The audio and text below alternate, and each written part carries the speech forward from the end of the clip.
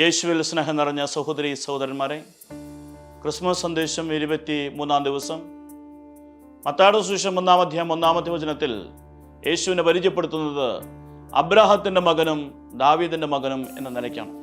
അബ്രാഹത്തിൻ്റെ മകൻ എന്ന് പറയുമ്പോൾ എല്ലാ ജനങ്ങൾക്കും വേണ്ടിയുള്ള ഒരു അനുഗ്രഹത്തിൻ്റെ കാരണമായി നാം മനസ്സിലാക്കണം.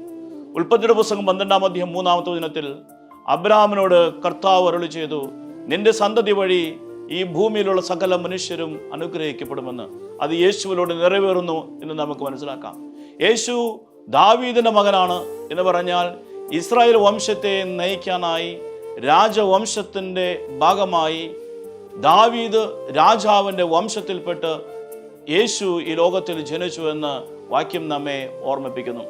യേശുവിൻ്റെ വംശാവലിയിൽ പിന്നീട് നമുക്ക് കാണാൻ സാധിക്കുന്ന വളരെ അത്ഭുതകരമായ ഒരു വസ്തുത, ഈ വംശാവലിയിൽ 4 സ്ത്രീകളുടെ പേര് കാണപ്പെടുന്നു എന്നതാണ്. അത് വളരെ ചുരുക്കത്തിൽ മാത്രമാണ് അന്നത്തെ സമ്പ്രദായം അനുസരിച്ച് കാണാൻ സാധിക്കുക. ഈ വംശാവലിയിൽ താമാർ, റാഹാബ്, റൂത്ത്, ബേത്ശബ തുടങ്ങിയ 4 സ്ത്രീകളെ നമുക്ക് കാണാൻ സാധിക്കും. ഇവരിൽ പാപികളുണ്ട്, അന്യജാതിക്കാരുണ്ട്, എല്ലാ വിധത്തിലുംപ്പെട്ടവരുമുണ്ട്. ഇവരെല്ലാവരെയും രക്ഷിക്കുവാൻ, ഈ എല്ലാ വിഭാഗത്തിൽപ്പെട്ടവരുടെയും രക്ഷകനായിട്ടാണ് ഈശോ വന്നത് എന്ന് സൂചിപ്പിക്കാനായി മത്തായി ശ്ലീഹ വളരെ മനോഹരമായി ഇങ്ങനെ ഒരു ആമുഖവും വംശാവലിയും തയ്യാറാക്കിയിരിക്കുന്നത്. യേശു ഈ ലോകത്തിൽ ജനിച്ചിരിക്കുന്നത് എല്ലാവർക്കും വേണ്ടിയാണ്. ആ യേശുവിൻ്റെ അടുത്ത് എല്ലാവർക്കും സ്ഥാനമുണ്ട്, എല്ലാവർക്കും രക്ഷയുണ്ട്.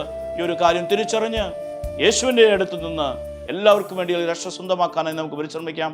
എല്ലാവരും യേശുവിലൂടെ രക്ഷിക്കപ്പെടാൻ വേണ്ടി പ്രാർത്ഥിക്കാം. സർവശക്തനായ ദൈവം നമ്മെ സമൃദ്ധമായി അനുഗ്രഹിക്കട്ടെ.